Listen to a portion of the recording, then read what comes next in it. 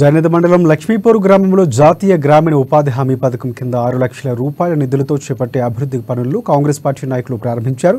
DCCB chairman Addi Bhojareddy, Jainad ZPTC Tummala Arundhati Venkatareddy భూమి పూజ చేసి సీసీ రోడ్డు పనులు ప్రారంభించారు.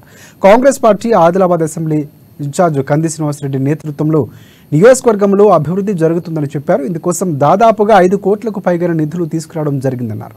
కాంగ్రెస్ ప్రభుత్వం నుంచి మంచి ప్రజాపాలన అందిస్తుందని చెప్పారు. గ్రామంలో ప్రజా సంక్షేమ పథకాలు వివరించారు. ఈ కార్యక్రమంలో DCCB director Baluru Govardhan Reddy, Congress senior నాయకులు గిమ్మ సంతోష్, యాళ్ల పోతారెడ్డి, బాయన్వార్ గంగారెడ్డి, అల్లూరి అశోక్ రెడ్డి, లక్ష్మీపూర్ గ్రామ ఎంపీటీసీ జయమాల, మనోజ్, మహిపాల్ రెడ్డి, మోహన్, అశోక్, నారాయణ, దేవిదాస్, లింగన్, రమేష్ రెడ్డి, నారాయణ రెడ్డి, కొండూరి రవి, ముఖీం, పలువురు కాంగ్రెస్ పార్టీ నాయకులు కార్యకర్తలు పాల్గొన్నారు. ఈ కార్యక్రమానికి కంది శ్రీనివాసరెడ్డి గారు ప్రభుత్వం ద్వారా తీసుకురావడం, దాదాపు 5 కోట్ల రూపాయలు తీసుకొచ్చి ఈరోజు అన్ని గ్రామాలకు ఇవ్వడం, ఇది మన ఆదిలాబాద్ నియోజకవర్గం అభివృద్ధి అని చెప్పి సందర్భంగా తెలియజేస్తూ, లక్ష్మీపూర్ గ్రామంలో 6 లక్షలతో ఈరోజు ఎన్ఆర్ఈశ్వర సీసీ రోడ్డు ప్రారంభం చేసుకున్నాం, భూమి పూజ చేసుకున్నాం.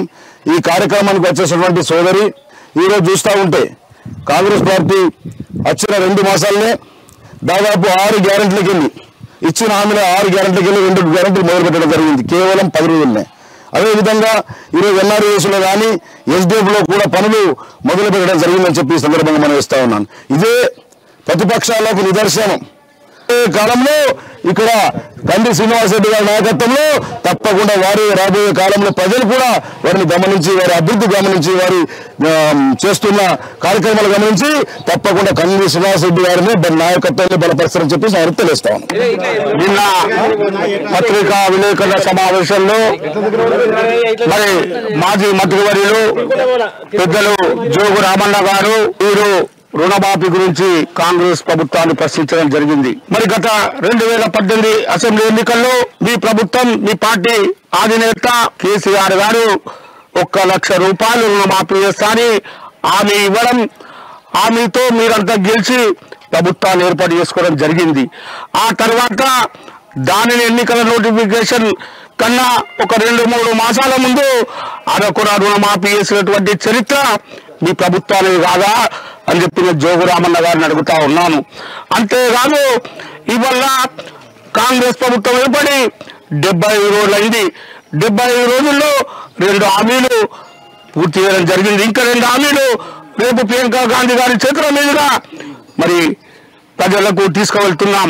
మీకు రాజకీయంగా ఈ నియోజకవర్గ ప్రజలు నమ్మడానికి సిద్ధంగా లేరనే విషయాన్ని కూడా మీరు గుర్తుపెట్టుకోవాలని ఈ సందర్భంగా తెలియజేస్తా ఉన్నాను.